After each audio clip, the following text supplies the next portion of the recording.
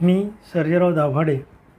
आपण पाहतो आहे सहकारी संस्थांची कर्जवसुली व SRO यांची कर्जवसुलीची कार्यपद्धती. SRO म्हणजेच विशेष वसुली व विक्री अधिकारी. हे अधिकारी कर्जवसुलीकामी अत्यंत महत्त्वाचे आहेत, कारण त्यांना मिळालेले अधिकार हे सहकार खात्याचे निबंधकाचे अधिकार त्यांना प्राप्त होतात. कर्जवसुली प्रकरणात SRO यांना मिळालेले अधिकार हे सिव्हिल कोर्टाचे अधिकार. मुदत अधिनियम 1936च्या अनुसूचीतील बाब 136 नुसार ते दिवाणी न्यायालय समजण्यात आले पाहिजे अशी तरतूद आहे. मुदत अधिनियम 1963च्या अनुसूचित बाब 136, महाराष्ट्र सहकारी संस्था अधिनियम 1960 कलम 156(1) व महाराष्ट्र सहकारी संस्था नियम 1961चे नियम 107 नुसार वसुली अधिकारी यांच्याकडे निवाडा दाखला अंमलबजावणीचे काम सोपवण्यात येते. वसुली व विक्री अधिकारी वसुली प्रकरणाचे आदेश देताना मुदत अधिनियम 1963च्या अनुसूचीतील बाब 136च्या प्रयोजनाकरता दिवाणी न्यायालय असल्याचे समजण्यात येते. अशावेळी SROला कायद्याचं पुरेसं ज्ञान असणे आवश्यक आहे. परिस्थिती हाताळण्याचे कौशल्य, सामंजस्यपणा अंगी असणे आवश्यक आहे. सहकारी संस्थांमध्ये SROचे अधिकार घेण्यास सहसा कोणी तयार होत नाही, कारण ते काम ताणतणावाचे, किचकट व प्रदीर्घ प्रक्रियेचे आहे. परंतु आवश्यक कायद्याचं थोडंफार ज्ञान, वसुलीची प्रक्रिया शिकण्याची तयारी व चिकाटी ठेवल्यास तो SRO पारंगत होऊ शकतो. सद्गुरू वामनराव पै म्हणतात, तूच आहेस तुझ्या जीवनाचा शिल्पकार. तसं पाहिलं तर आपल्या असे लक्षात येईल की जगात आणि जीवनात, लाईफमध्ये परिपूर्ण म्हणजे परफेक्ट असे कोणीही नाही आणि तसे बनण्याचा देखील प्रयत्न करू नये. मात्र यशस्वी म्हणजे सफल बनण्याचा प्रयत्न केलाच पाहिजे. आपला SROसुद्धा परिपूर्ण नव्हे तर यशस्वी बनावायच हवा. SROकडे म्हणजे विशेष वसुली विक्री अधिकाऱ्याकडे असणाऱ्या कर्ज प्रकरणात त्याला त्या प्रकरणातील सिव्हिल कोर्टाचे अधिकार प्राप्त होतात.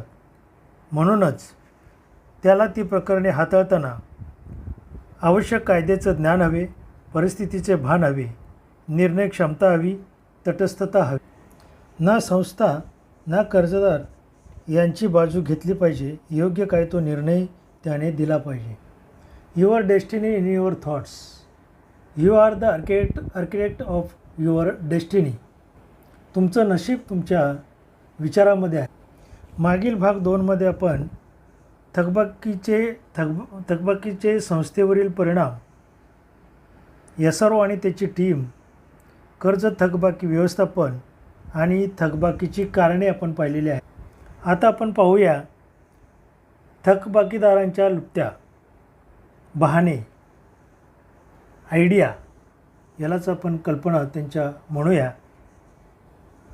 थकबाकी भरणे थकबाकीदाराला टाळता येत नाही, म्हणजे कर्जदाराला थकबाकी भरणे टाळता येत नाही, ती त्याला भरावीच लागते. वसुली अधिकारी ती वसूल करू शकतो.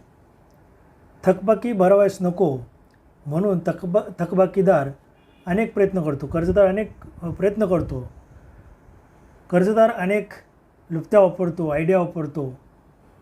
तो खालील मार्ग राहण्याचे किंवा व्यवसायाचे ठिकाण बदलून. थकबाकी वाढल्यामुळे व उशिरा कायदेशीर कारवाई आपण चालू केल्यामुळे कर्जदार, जामीनदार हे जे भाडे तत्त्वावर असतात ते आपल्या जागा सोडून जातात. बरेच नोकरीतून रिटायर्ड होऊन, खोली विकून गावी निघून जातात. ज्यांचा धंदा चालत नसेल ते धंदा बदलत असतात. एका ठिकाणावरून दुसरीकडे धंदा करण्यासाठी ते निघून जातात. अशावेळी संस्थेचे कर्मचारी, वसुली अधिकारी घरी या व्यवसायाच्या ठिकाणी जातात तेव्हा ते बंद असते. सर्वसाधारण भेट देणारे वसुली अधिकारी जागेवर राहावेच नाही असा शेरा मारून मोकळे होतात. परंतु जे थकबाकीदार ज्या ठिकाणी कर्जदार जामीनदार म्हणा ज्या ठिकाणी राहत होते किंवा धंदा करत होते ते काही बऱ्याच कालावधीपासून तेथे राहत होते किंवा धंदा करत होते. साहजिकच त्यांचे जवळचे नातेवाईक अगर खास काही मित्र जवळपास राहत असतात. कर्जदारांचा पत्ता शोधायचा झाला तर आजूबाजूच्या लोकांशी संपर्क साधला, गोड बोलले तर पत्ता नाही तरी कमीत कमी फोन नंबर का होईना आपल्याला मिळतो. दुसरा आहे नावात बदल करून, धर्मांतर करून, दुसऱ्या देशात राहायला जाऊन. उदाहरण घ्यायचे झाले तर नीरव मोदी, मेहुल चोक्सी, विजय मल्ल्या वगैरे. नीरव मोदी व मेहुल चोक्सी यांनी पंजाब नॅशनल बँकेचा जो घोटाळा केला, PNB बँक घोटाळा, हे घोटाळा करून ते पसार झाले, बाहेरील देशात राहायला गेले. तसेच विजय मल्ल्या वेगवेगळ्या बँकांचे 9,000 कोटी घेऊन देशाबाहेर पळून गेले, निघून गेले. असे धंदा बुडल्यानंतर असे लोक देशाबाहेर निघून जातात. देशाबाहेर जाणाऱ्या लोकांचा आपण विचार करून फायदा नाही, कारण यांचे हजारो करोडच्या हिशोबामध्ये त्यांचे फ्रॉड असतात म्हणून ते निघून जातात. परंतु आपल्या या ज्या संस्था असतात त्या सर्वसाधारण असतात. त्यांचे जे कर्जदार आहेत ते 2 लाख, 4 लाख, 5 लाख, 10 लाख अशा प्रकारचे असतात. तर असे जे आपले कर्जदार आहेत सहकारी संस्थांचे वगैरे, ते ज्यादातर जे काही तर दुसऱ्या राज्यात राहायला जातात. छोटे मोठे कर्जदार असतात आणि ते जर थकबाकी वाढली किंवा त्यांच्यावर कोर्ट कारवाई चालू झाली तर ते दुसऱ्या राज्यात राहायला जातात. काही वेषांतर करून राहतात, शारीरिक रूपांतर करून, प्लास्टिक सर्जरीचा चेहरा बदलून, घटस्फोट घेऊन. घटस्फोट झालेल्या कर्जदार जामीनदारांच्या घरी गेलं तर त्यांचे जे नातेवाईक आहेत तर ते घरचे लोक असं म्हणतात की घटस्फोट झालेला आहे, आमचा काही संबंध नाही, यापुढे आमच्याकडे येऊ नका, आम्हाला त्रास देऊ नका असे बोलले जाते. परंतु त्यांची चौकशी करताना त्यांच्या नावे काही मालमत्ता आहे काय हे शोधणं आपल्याला गरजेचं असतं. काही परागंदा होऊन म्हणजे डोई जड असं कर्ज वगैरे झाल्यानंतर काही लोक बेपत्ता होतात आणि अशा वेळेला आपण ज्या त्यांच्या चौकशीसाठी घरी गेल्यानंतर वडील म्हणा किंवा त्यांच्या घरचे आई वगैरे इतर नातेवाईक असे म्हणतात, वडील असतील तर असे म्हणतात की तो माझा मुलगा नाही, तो फरार आहे, त्याचा आमचा काही काडीचा संबंध नाही, त्याला तुम्हीच शोधा असं घरच्याकडून सांगितलं जातं. जिंदगीचे हस्तांतर करून. कर्ज घेतानाची मालमत्ता थकबाकी वाढल्यास कायदेशीर कारवाई होऊ नये म्हणून थकबाकीदार म्हणजे कर्जदार जामीनदार हे जवळच्या नातेवाईकांच्या नावे मालमत्ता हस्तांतर करतात. भले ती स्थावर मालमत्ता असेल, अगर जंगम मालमत्ता असेल म्हणजे वस्तू असतील तर त्या आमच्या नाही, त्या दुसऱ्याच्या आहेत, त्यामुळे तुम्ही कारवाई करू शकत नाही असे लोक. काही तुरुंगात जाऊन, काही दिवाळीखोरी जाहीर करून, काही आत्महत्या, काही खरोखरच आत्महत्या करतात तर काही आत्महत्येची धमकी देतात. अशा वेळी वसुली अधिकाऱ्याने पोलीस अगर अन्य सक्षम यंत्रणेची वसुलीसाठी मदत घेणे जरुरीचे आहे. कर्जदारांचे बहाणे अनेक असतात. कर्जदार म्हणतो हे काय पैसे भरण्यासाठी जाणवतो, पण आपणच आलात, ठीक आहे तुम्ही चला पुढे, मी आलोच. पुढे जाऊन वसुली अधिकारी म्हणतो अरे बापरे, हे कुठे गायब झाले. मागील भागात आपण पाहिले की थकबाकीची कारणे, 2 कर्जदाराचे कर्ज थकवण्याचे बहाणे. आता आपण पाहूया जप्ती व लिलावातील अडथळे. जसे प्रश्न विचारल्याशिवाय उत्तर देता येत नाही तसे समस्या, अडचणी, बहाणे समजल्याशिवाय त्याचं निरसन काय आहे ते कसं समजणार.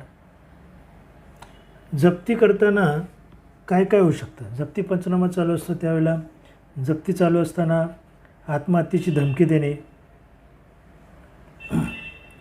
जप्ती चालू असताना संबंधित किंवा त्याच्याशी संबंधित व्यक्ती चक्कर येऊन पडणे, बेशुद्ध पडणे, संबंधित व्यक्ती किंवा त्याच्याशी संबंधित व्यक्ती मृत्यू पावणे, वसुली अधिकाऱ्याच्या अंगावर धावून जाणे, पिस्तूल वा शस्त्र दाखवणे, धमकावणे, अर्वाच्य भाषेतील शिवीगाळ करणे, जप्तीच्या ठिकाणी उपस्थित असलेल्या स्त्रियांनी कपडे फाडणे, जप्ती करीत असलेल्या वस्तू माझ्या नाहीत, लोकांच्या आहेत असे भासवणे, सांगणे, तसा माणूस उभा करणं, पोलीस केस करायची आहे, तुमच्यावर खटला भरायचा आहे, तुम्ही चोरीसाठी माझ्या घरामध्ये प्रवेश केला म्हणून तक्रार दाखल करायची धमकी देणे, अशा विविध प्रकारे थकबाकीदार वा संबंधित व्यक्ती जप्ती पंचनाम्याच्या वेळी अडथळा आणू शकतात. अशावेळी परिस्थिती पाहून निर्णय घेणे ही वसुली अधिकाऱ्याची जबाबदारी आहे. यासाठी प्रत्येक प्रसंग पाहून पोलिसांची मदत घ्यावी लागते. पंचांच्या साह्याने, सहकाऱ्यांच्या साह्याने थकबाकीदार व संबंधितांची समजूत काढावी लागते व चातुर्याने जप्तीची कारवाई पूर्ण करावी लागते. जप्ती पंचनाम्याच्या वेळी जसे अडथळे येतात तसेच निलावात देखील अडथळे आणले जातात. तर लिलाव तकोबीसाठी आक्षेप घेणे की मालमत्ता एकत्रातली आहे, त्याचा हिस्सा तुम्ही शोधून घ्या वगैरे वगैरे, ते जप्ती तुम्ही करू शकत नाही. त्याचबरोबर निलावाच्या वेळी गर्दी करून निलाव टाळण्यासाठी प्रयत्न करणे, निलावात भाग घेणे पण बोली न बोलणे, भाग तर घ्यायचा पण बोलायचीच नाही, हे एक तर अडथळा आणण्याच्या दृष्टिकोनातून हे चाललेलं असतं. लिलाव अटीवर आक्षेप घेणे,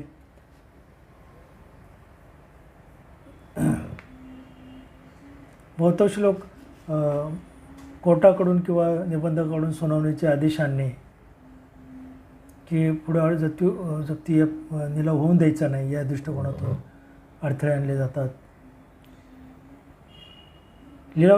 जाहीर लिलावात भाग न घेतल्याने नोटीसीची प्रक्रिया राबवण्यात अडथळा निर्माण करणे, उपोषणाची धमकी देणे,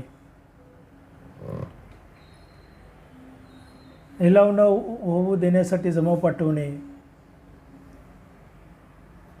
अतिप्रसंग करण्याचा प्रयत्न करणे इत्यादी. अशा वेळेला काय करायला पाहिजे? यासाठी या प्रक्रियेच्या कायदेशीर आधाराचे वाचन पाहिजे. वेगवेगळे कायदे आहेत, ते कायदे कसे ते लागू पडतील ते पाहिलं पाहिजे आणि त्यात अडचणीतनं मार्ग कसे निघतील हे पाहिलं पाहिजे. निरनिराळ्या कायद्यातील तरतुदी आत्मसात करणे, निलाव प्रक्रियेत जागरूक राहणे व योग्य निर्णय घेणे या गोष्टी महत्त्वाच्या. थकबाकीची कारणे पाहिली, कर्जदाराचे कर्ज बुडवण्यासाठीचे बहाणे पाहिले, जप्ती आणि निलावातील अडथळे पाहिले. आता पुढे वसुलीचा पाठपुरावा कसा करायचा शॉर्टमध्ये आपण बघूया. फोन करणे, प्रत्यक्ष वेळोवेळी समक्ष भेट घेणे कर्जदार आणि जामीनदाराची. ऑफिसच्या वेळेत कर्जदार भेटू शकत नाही, प्रत्यक्ष भेटीअंती कर्जदाराची तसेच जामीनदाराची मानसिकता काय आहे ते कळते, ते राहण्याच्या जागेवर आहेत किंवा नाहीत ते कळते, सध्या त्यांची आर्थिक परिस्थिती कशी आहे त्यांची याची जाणीव होते, कर्ज कशा प्रकारे आपण वसूल करू शकतो हे समजणे गरजेचे असते. त्यामुळे वसुलीची प्रक्रिया राबवणे सहज सोपे होते. त्यांना वसुली नोटीस व स्मरणपत्र पाठवणे, त्याचबरोबर आणखी काही बाबीचा या ठिकाणी विचार. पुरेसा आणि योग्य वेळी कर्जपुरवठा व वसुली. मंजुरी पत्रातील अटीप्रमाणे कर्जपुरवठा वेळेत केला पाहिजे.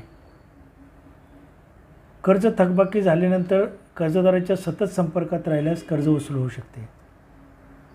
कर्ज ज्या पद्धतीने आपण त्याला गरज आहे त्या पद्धतीने ते वेळेत दिलं पाहिजे आणि त्यानंतर वसूल होत नाही तर ते वेळच्या वेळी वसूल करण्यासाठी प्रयत्न केले पाहिजे. कर्जपूर्व औपचारिकता. आता ती काय आहे? कर्ज मंजूर करण्यापूर्वी कर्जदाराची निकड गरज लक्षात घेऊन कर्ज मंजूर करावे. म्हणजेच कसं, गरजेपेक्षा अधिक किंवा कमी कर्ज पुरवठा करणे योग्य नव्हे. त्याला जेवढं लागेल तेवढंच कर्ज आपल्याला देता आलं पाहिजे. कर्जाची गरज ही शास्त्रशुद्ध पद्धतीने ठरवली जावी. अंदाजाने किंवा कोणाला तरी वाटते म्हणून कर्ज अवाजवी स्वरूपात वाटप करू नये. कर्ज वाटपापूर्वी तसंच कर्ज वाटपानंतर मंजुरीनंतरचा पाठपुरावा हा करावा लागतो. कर्ज वाटपानंतर मंजुरीनंतर पाठपुरावा हे सगळं आपण एक धावता आढावा घेतो आहे. याच्यावर काही जास्त आपण डिस्कस न करता पुढे आपल्याला बरंच काही पाहायचं आहे. त्यामुळे शॉर्टमध्ये आपण हे पुढं सगळं बघत आहोत. तर त्याच्यामध्ये कर्ज मंजुरीनंतरचा पाठपुरावा तर खर्च टप्प्याटप्प्याने होणार असतो तेथे कर्ज टप्प्याटप्प्याने वितरित करणे सोयीचे ठरते. बरोबर आहे. 2 आहे परिसरातील सोयीचा विचार केला जावा.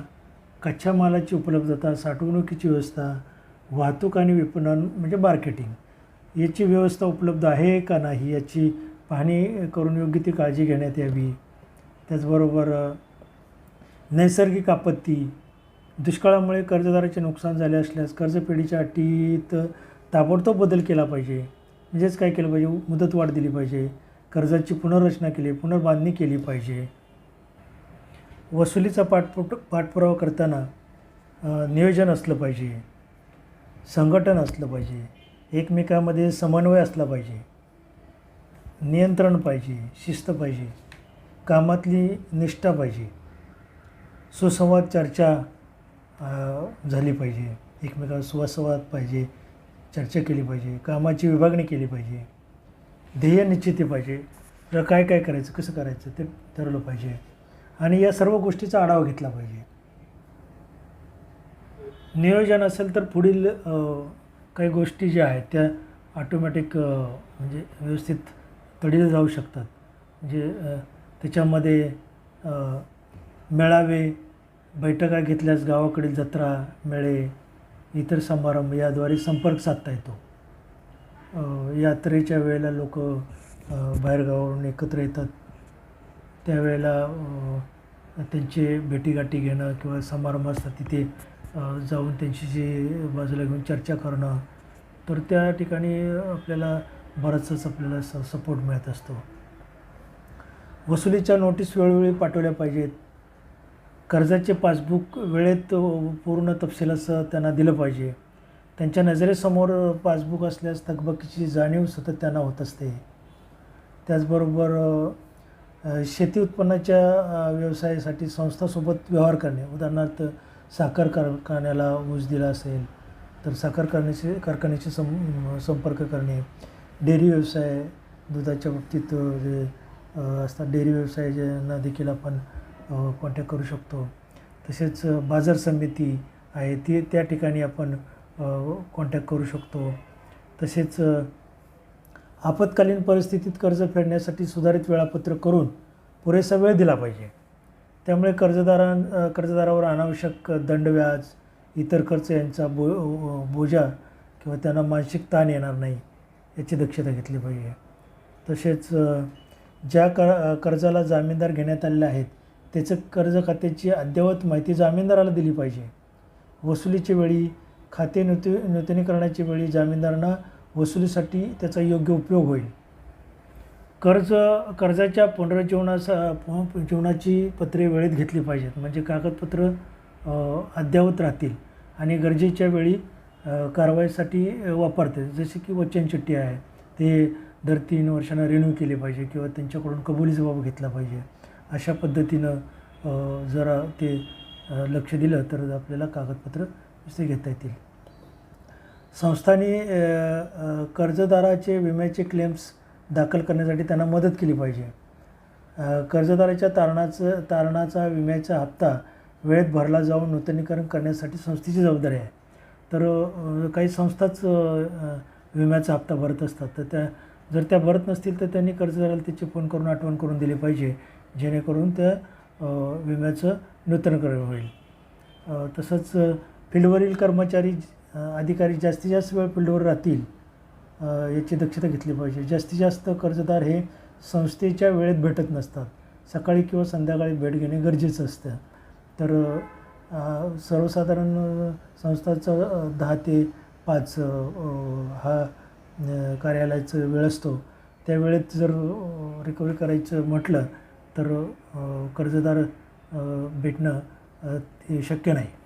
म्हणून सकाळी किंवा संध्याकाळी, तर संध्याकाळी भेटतानासुद्धा अगदी खूप रात्री म्हणजे 6 नंतर 7 नंतर असं जाणं ते पण योग्य नाही.